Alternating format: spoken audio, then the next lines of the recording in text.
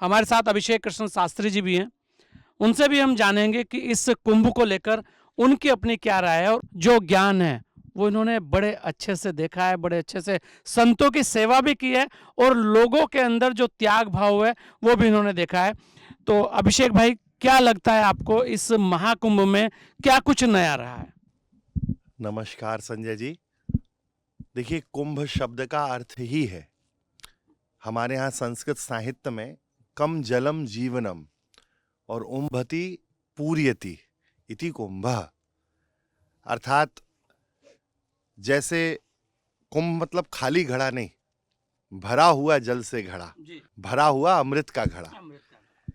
तो हमारे यहाँ आचार्य बोलते हैं कि वह स्थली, वह उत्सव, वह महोत्सव जिसमें जीवन की पूर्णता प्राप्त हो। यहाँ संतों महापुरुषों का आलोक आपके जीवन को पूर्णत्व प्रदान करता है। आज ज्ञान के अभाव में अथवा अपने बौद्धिक स्तर के उस प्रकाश में हम लोग भले ही ना हो, संसार में रहते हुए, अपने व्यापार में, व्यवसाय में, परिवार में रहते हुए बहुत बार जो मन की गति है, मन का संयमन है, जो हम लोगों से नहीं दिखता है और विचलित होने के कारण जो कठिन परिस्थितियां हमको देखनी पड़ती हैं, तो उन सब के लिए ये एक महद अवसर है। जहां आप आइए, आप देखिए, ये संगम की भूमि है, यहीं कितनी परंपराएं हैं। कबीरपंथी परंपरा भी बैठी है। अभी पूज्य मेरे बड़े भैया संजीव भैया बोल रहे थे, आप पुष्टि मार्ग से हैं। हमारे योग संप्रदाय से श्री आशुतोष जी हैं, राम सनी संप्रदाय से हमारे श्री गोविंद राम जी हैं। मैं स्वयं रामानंद परंपरा से आता हूं। तो राम, कृष्ण, कबीर, नारायण, यहाँ सभी आचार्यों की एक एक भूमि में उपस्थिति, यही संगम है।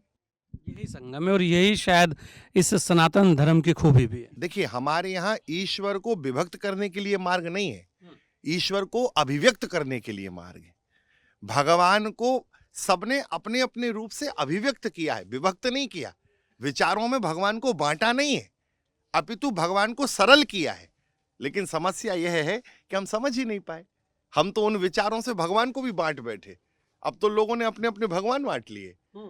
एक वर्ण विशेष कहता है कि भाई हमारे राम जी हमारे ही हैं। एक वर्ण विशेष कहता है नहीं, हमारे वर्ण में कृष्ण का अवतार हुआ था, कृष्ण हमारे हैं। तो वर्ण के हिसाब से भगवान को बांट लिया, भगवानों में बंटवारा कर दिया। तो जो यहाँ संगम है, विचारों का संगम है, भावों का संगम है, समरसता है और स्वीकारिता है।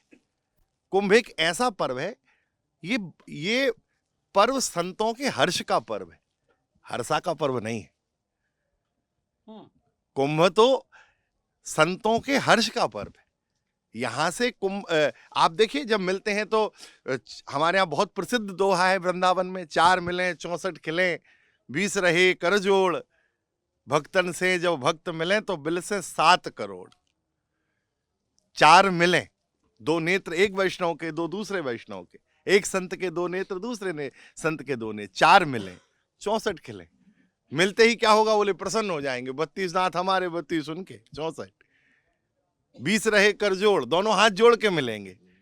और जब हृदय से मिलेंगे तो 3.5 करोड़ रोम छिद्र होते हैं शरीर में। जब मिलते हैं तो 7 करोड़ रोम छिद्र प्रफुल्लित हो जाते हैं, रोमांचित हो जाते हैं। तो ये तो संतों के हर्ष का पर्व है ना। अब इसको हर्षा का पर्व बना दिया गया। नहीं, यहाँ पे तो ममता और हर्षा की बात होती रही। पहला जो शाही स्नान था उसमें हर्षा की बात हुई, और दूसरे शाही स्नान में हर्षा ममता में बदल गई। ये ममता तो बड़ा विचित्र है भाई। ममता तू ना गई मेरे मन से, पाके केस जन्म के साथी ज्योति गई नैनन से। गोस्वामी तुलसीदास जी का पद है ये, कि ममता जो है ये बंधन का कारक है, ये मुक्ति का कारक ही नहीं। अहमता और ममता के चक्कर में ही जीव फंसा हुआ है। तो पहले हर्षा ने प्रपंच किया, फिर ममता ने प्रपंच किया, लेकिन अब समता आ गई। अब बहुत सुंदर इस शाही स्नान में जो व्यवस्थाएं देखने मिली, आहा, मुझे प्रसन्नता तब हुई जब प्रदेश का एक सशक्त मुख्यमंत्री ब्रह्म मुहूर्त में 3:30 बजे जागता है और अपनी बैठक में प्रदेश के प्रधान मुखियाओं को, सेवादारों को बिठा के, और वह स्वयं मॉनिटरिंग कर रहा है, स्वयं देख रहा है, एक एक शाही के मार्ग का अवलोकन कर रहे हैं। कौन कहाँ कैसी व्यवस्था में लगा हुआ है। ये गौरव है हमारी परंपरा का, बिल्कुल गौरव है। इतनी समर्पण से, इतने सेवा भाव से जो प्रशासन ने यहाँ काम किया है। संजय जी, बहुत निष्पक्ष बात कह रहा हूँ। हम लोग कथा कह के रात्रि में कई बार 1-1:30 बजे आते जाते थे अपने मित्रों के यहाँ। आप देखिए, इतने बड़े पूरे कुंभ क्षेत्र में कहीं गंदगी नहीं, इतने सेवादार लगे हुए हैं स्वच्छ भारत अभियान के प्रहरी के। शाम को 6:30 बजे के बाद आपको हर रोड पे बहुत व्यवस्थित सफाई, हर जगह डस्टबिन, बहुत सुंदर व्यवस्था। और देखिए, प्रशासन ने जो सहयोग किया उससे बड़ा सहयोग था यहाँ के महापुरुषों का। 2-2 बजे तक भंडारे चले। हमारी पूज्य मलुक पीठ की परंपरा में 1:30 बजे, 2 बजे तक भंडारा, 3 बजे तक भंडारा, निरंतर भंडारे चले हैं। और बिना संतों के सहयोग से हो भी नहीं सकता है।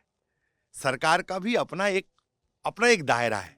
बिल्कुल, अगर देखे जाए महाराज जी, क्योंकि 40 से 50 करोड़ के बीच के आंकड़े की बात हो रही है, और अगर इतने करोड़ लोग आएंगे तो अन्न क्षेत्र जो है वो, क्योंकि ऐसा नहीं है कि सरकार के ही हाथ में सारी चीज़ें हों। इतनी बड़ी व्यवस्था को खाना खिलाना, वो भी 3 टाइम खाना खिलाना, भोजन देना, तो ये जो है, ये जो शक्ति है, ये तो यही संतों की शक्ति थी। इसी को दिखाने की बात तो हम कर रहे हैं कि आखिर ये चीज़ भी देखनी चाहिए, इस पर भी चर्चा होनी चाहिए, बात होनी चाहिए। जी। कुंभ है ही इसलिए, हाँ। महापुरुषों की औदार्य को प्रकट करने के ही लिए कुंभ है।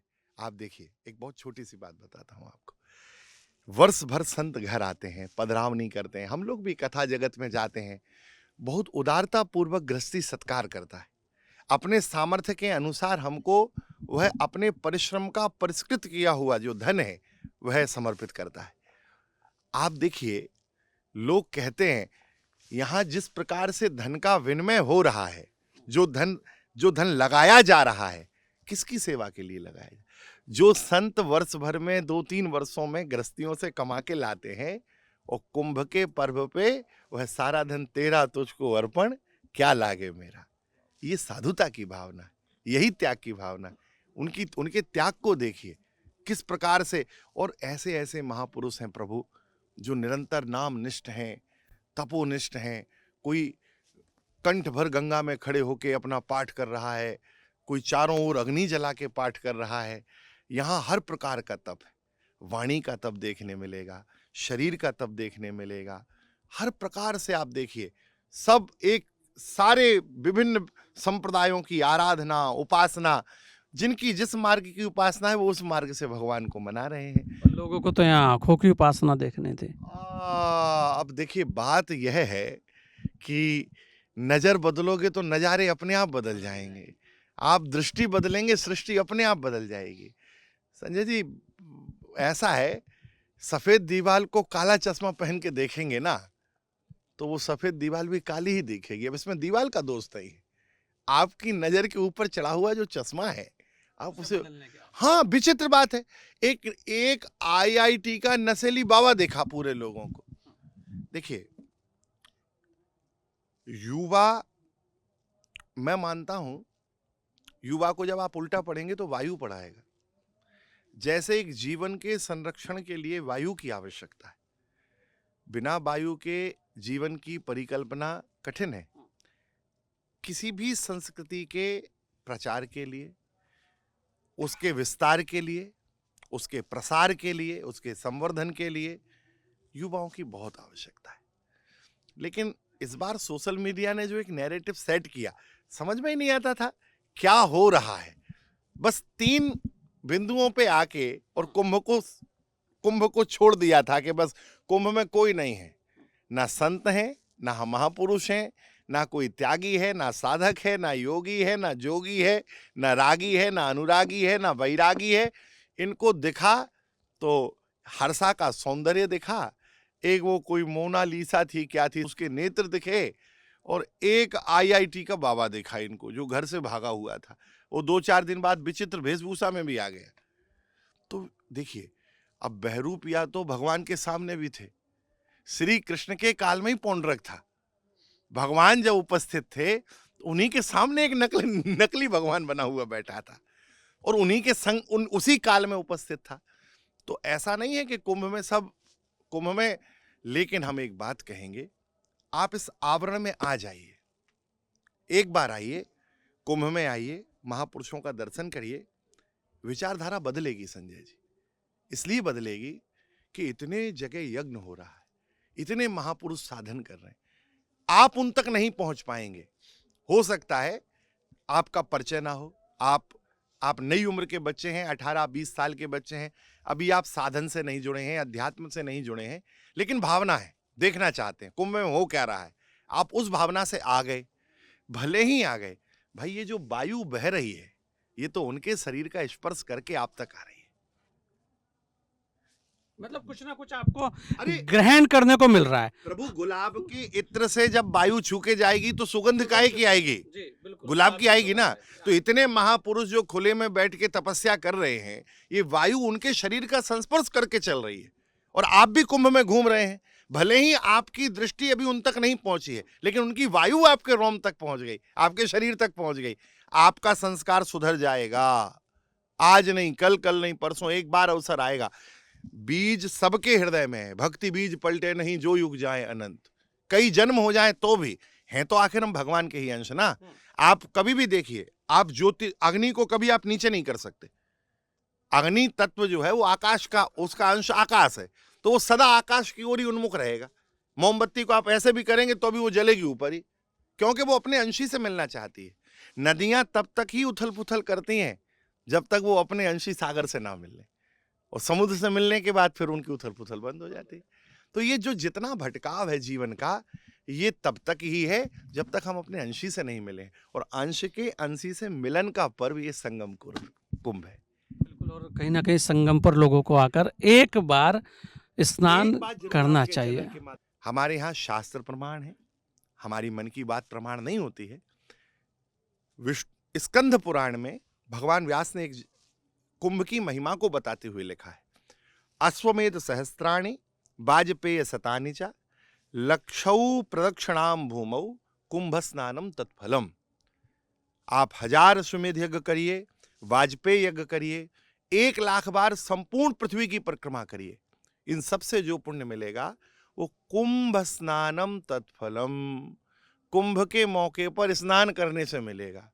इस पूरे त्रिकोण क्षेत्र में, चाहे वो नैनी की तरफ हो, चाहे झूसी की तरफ हो, चाहे संगम की तरफ हो, किसी भी घाट पे आप भगवती गंगा का आश्रय लेके बहुत श्रद्धा से जब आप उसमें अवगाहन करेंगे, श्रद्धा होना जरूरी है। ये शब्द मैं इसलिए लगा रहा हूं कि बिना श्रद्धा के आपको वैसा प्रभाव प्राप्त नहीं होगा जैसा होना चाहिए।